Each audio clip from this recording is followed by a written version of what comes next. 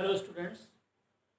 पिछले टर्म पर हम लोगों ने principle of superposition applied to Coulombic forces discuss किया था आर्टिकल, और आज हम उसी प्रिंसिपल पर एक न्यूमेरिकल डिस्कस करेंगे। ये उसका फिगर है। तो जो प्रिंसिपल हमने पढ़ाया है प्रीवियस लेक्चर में, अगर आपने उसको अभी तक नहीं पढ़ा है तो आप आई बटन पर जाइए, क्लिक कीजिए, उसको आपको मिल जाएगा। आप उसको देखिए, उसको आप पढ़ेंगे, समझेंगे, देन न्यूमेरिकल करेंगे तो आपको बहुत ही इजी हो जाएगा। ये एक बात। नंबर 2, ऑथेंटिक और कॉन्सेप्चुअल वीडियोस आपको लगातार मिलते रहें इस सीरीज़ के लिए। आपसे मेरा यही कहना है कि आप लोग चैनल को सब्सक्राइब कीजिए, शेयर कीजिए, लाइक कीजिए, और नए नए वीडियोस डिफरेंट टॉपिक्स पर आप लोग को मिलेंगे। फिजिक्स में ऑथेंटिक और कॉन्सेप्चुअल वीडियोस आपको बिल्कुल मिलते रहे, मेरा आपसे प्रॉमिस है। आप मन से पढ़ते रहिए, आपके लिए ही ये सब तैयार किया गया है। आइए देखते हैं। Calculate the resultant force on charge Q nought due to charges Q1 and Q2 as shown in figure. ये गिवन फिगर है। इसमें Q1 एंड Q2 चार्जेस हैं, 6 माइक्रोकूलम एंड 8 माइक्रोकूलम के। एक चार्ज Q नॉट जिसकी वैल्यू है 2 microcoulomb, वो ये गिवन है 2 माइक्रोकूलम। क्वेश्चन ये है कि इस Q नॉट चार्ज पर due to Q1 and due to Q2 जो भी फोर्सेस एक्ट करेंगे उन सभी का रिजल्टेंट फोर्स कितना होगा। Calculate the resultant force on the charge Q nought. तो आपको क्या करना है, पहले आपको कैलकुलेट करना है Q1 वाला चार्ज इसके ऊपर कितना फोर्स अप्लाई कर रहा है, उसे आप कैलकुलेट करेंगे।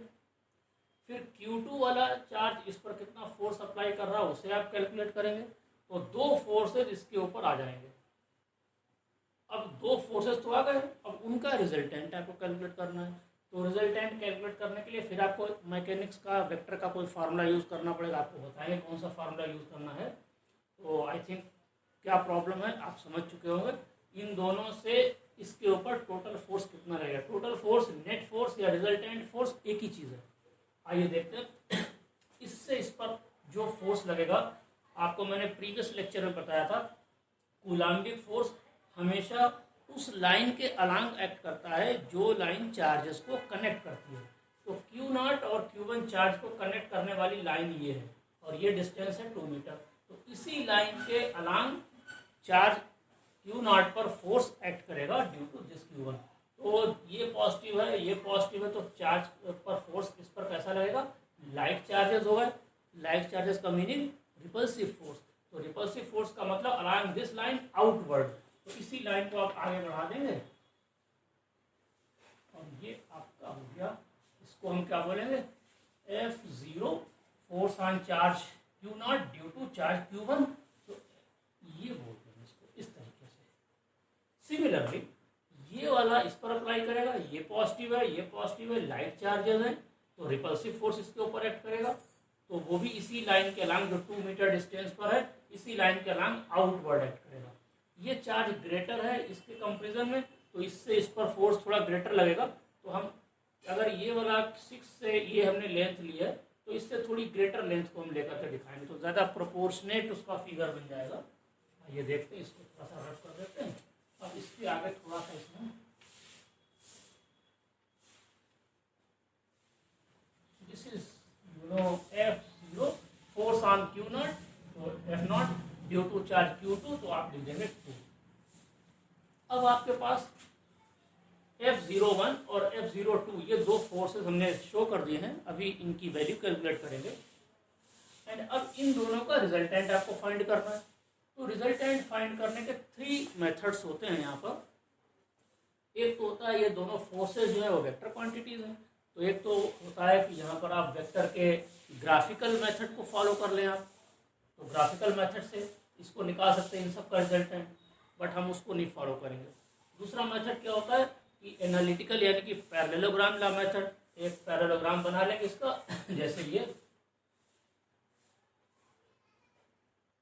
आई थिंक यहाँ पर, तो ये पैरेललोग्राम बन जाएगा। इसका जो ये रिजल्टेंट होगा, आई थिंक मैं समझता हूँ कि थोड़ा सा फिगर हमारा आउट हो रहा है, हम थोड़ा सा छोटा कर लेंगे इसको, तो फिगर हमारा आउट नहीं होगा। आई थिंक आपको पढ़ने में सही मिल जाएगा ये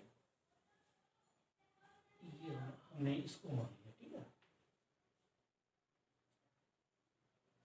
छोटा सा थोड़ा बनेगा बट क्लियर होगा फिगर।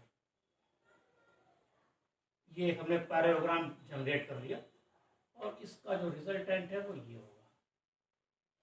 ये ध्यान देने की बात है, ये मत समझिए कि ये जो रिजल्टेंट है वो इसी लाइन के अलांग चल रहा है, ऐसा नहीं है। ये लाइन तो ये जा रही सीधी, इसके बीच में एंगल रिजल्टेंट थोड़ा सा इस साइड में टिल्टेड होगा। अगर ये दोनों फोर्सेस इक्वल होते तो रिजल्टेंट बिल्कुल सीधा जा सकता था, बिल्कुल जाता। बट ये फोर्स ग्रेटर है बिकॉज ये चार्ज 8 है, ये चार्ज 6 है, इसलिए ये फोर्स ग्रेटर होगा तो रिजल्टेंट थोड़ा सा इस तरफ जाएगा, ठीक है। तो इस लाइन के अलांग आप इसको मत समझे, और ये रिजल्टेंट फोर्स हो गया। तो इसी रिजल्टेंट फोर्स को हम लोग क्या बोलेंगे, force, resultant force on Q not, तो F0 या F0, ये रिजल्टेंट होता है F0। तो पैरेललोग्राम लॉ की हेल्प से हम लोग इसको सॉल्व कर लेंगे, ठीक है। दूसरा मेथड होता है मेथड ऑफ रेजोल्यूशन। अगले आर्टिकल में हम लोग उसको डिस्कस करेंगे। मेथड ऑफ रेजोल्यूशन से इसका रिजल्टेंट कैसे फाइंड आउट करते हैं वो नेक्स्ट आर्टिकल में करेंगे। हम आपको दोनों मेथड एक्सप्लेन करेंगे, बट अभी पैरेललोग्राम लॉ से आइए देखते हैं इसकी वैल्यू कितनी होगी। F K टाइम्स कांस्टेंट होता है, आप जानते हैं, Q0 Q1 divided by R square.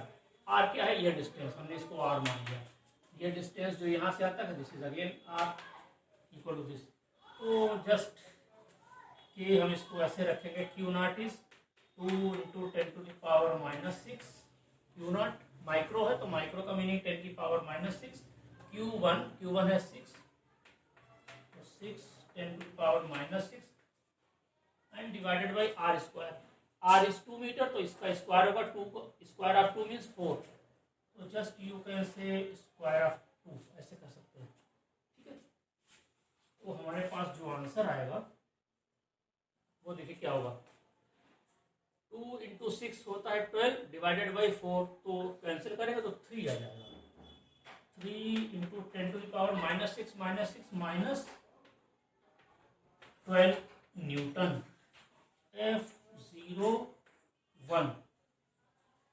F01 हमारे पास जो आएगा वो ये आ जाएगा, F01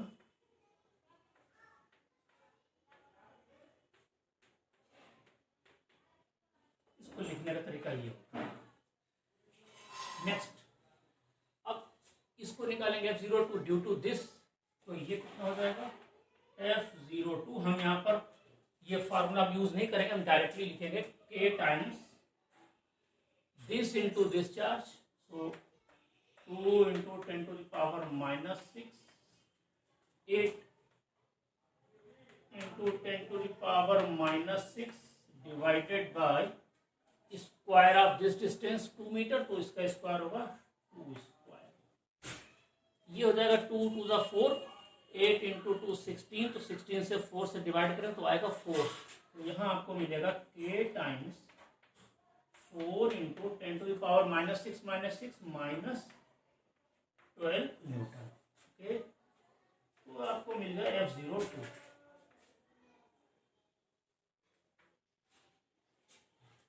अब आप इन दोनों फोर्सेस के लिए हमें रिजल्टेंट चाहिए, F0 होगा वो, उसका फार्मूला क्या होगा, दो वेक्टर क्वांटिटीज, या आपने मैकेनिक्स में वेक्टर्स में पढ़ा होगा, अगर दो फोर्सेस होते हैं P एंड Q तो P√P² आपने पढ़ा होगा ना। ये रिजल्टेंट क्या होता है, अगर if there are two vectors or you can say two forces then P² plus Q², 2P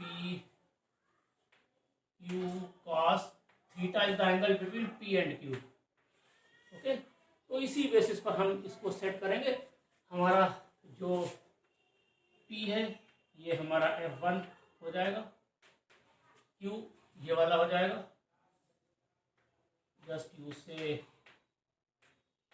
plus 2 times this into this, पूरा आप इसको लिख सकते हैं F01 F02 एंड cos, आप समझ सकते हैं। यहाँ पर थोड़ा सा हमारे पास स्पेस की थोड़ी सी कमी हो गई है, बट हम इसको थोड़ा यहाँ से लिख कर दिखा देंगे आप। तो दिस इज हमारा इसी बेसिस पर हम ये लिख रहे हैं। अब आ जाएगा यहाँ पर F01 square F02 square 2 times F01 F02 and angle cos of angle between them. तो अब हमारे पास इसकी वैल्यूज़ क्या हैं, वो हमारे पास ये वैल्यू अवेलेबल है। तो आप देखिए, ये थोड़ा सा हमें लिखना पड़ेगा, बड़ा सा लिखना पड़ेगा, आपको भी स्पेस थोड़ा सा बनाना पड़ेगा। F01 का स्क्वायर, इस पूरे क्वांटिटी का स्क्वायर करेंगे यहाँ पर, तो आ जाएगा के स्क्वायर, ये हो जाएगा 9 इंटू इसका स्क्वायर होगा तो -24, राइट। मैंने डायरेक्टली स्क्वायर करके लिखा, इसकी वैल्यू है, इसका स्क्वायर करेंगे आप, 4 का हो जाएगा 16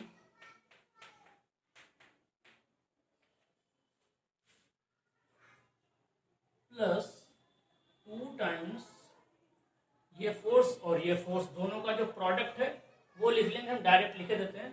तो दोनों का प्रोडक्ट के इंटू के दैट इज के स्क्वायर हमने डायरेक्ट लिखा है, और 4 इंटू 3 दैट इज 12 इंटू -12 24। थोड़ा सा मैंने शार्ट इसे कर दिया है, आप लोग चाहें तो डिटेल में लिख सकते हैं। आई थिंक इस लेवल पर मैं समझता हूँ सारे बच्चे समझ चुके होंगे इसको। एंड देन हम लोग अब देखिए यहाँ पर जो एंगल है वो कितना होगा, कॉस, इन दोनों के बीच का angle, what is this angle, ये एंगल होगा 60 डिग्री। 60 डिग्री क्यों होगा देखिए, इससे पहले कि हम इसको हटा दें फिर से देखिए, ये लाइन चल रही थी, ये लाइन, ये इस लाइन को आप आगे बढ़ाइए, ठीक है। ये एंगल 30 है, तो ये लाइन चल रही है, ये वाला फोर्स, तो ये एंगल भी 30 हो जाएगा। ये लाइन आपने इधर बढ़ाई, ये तो ऑलरेडी है ये, तो ये वर्टिकली अपोजिट एंगल, ये 30 है तो ये भी 30 हो जाएगा। तो टोटल एंगल कितना हो जाएगा, 30 + 30 दैट इज 60 डिग्री। तो इसलिए आप लिख दीजिए यहाँ पर cos 60। अब इसकी कोई ज़रूरत नहीं है हमारे पास, ओके। तो सारे बच्चे समझ गए होंगे। अब हम इसका स्क्वायर लेंगे और फिर सब के स्क्वायर है, ये 10 टू द पावर -24 ये सब बाहर आ जाएगा, तो के इंटू 10 टू द पावर -12 बन जाएगा ये, ठीक है। अंदर क्या बचेगा, 9 + 16 + 2 और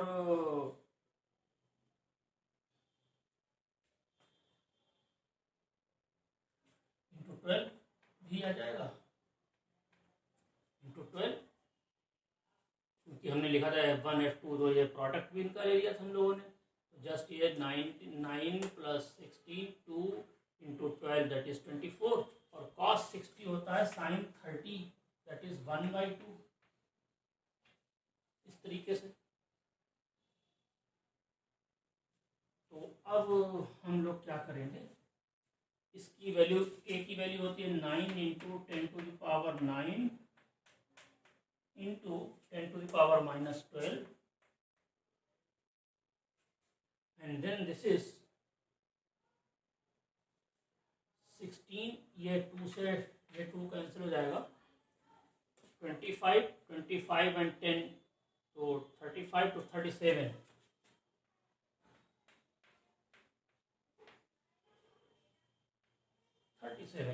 ठीक है। 12 इंटू दिस,